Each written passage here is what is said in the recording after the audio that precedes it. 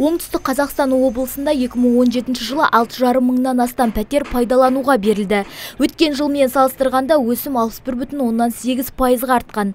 Осы ретте облыста алдағы уақытта көпқабатты тұрғын үй салу қарқыны еселене түспек. Яғни 2018 жылы өңірде осы жылдан өтпелі көпқабатты 154 тұрғын үйдің құрылысы мен қосымша жаңадан көпқабатты 100 тұрғын үйдің құрылысы басталмақ.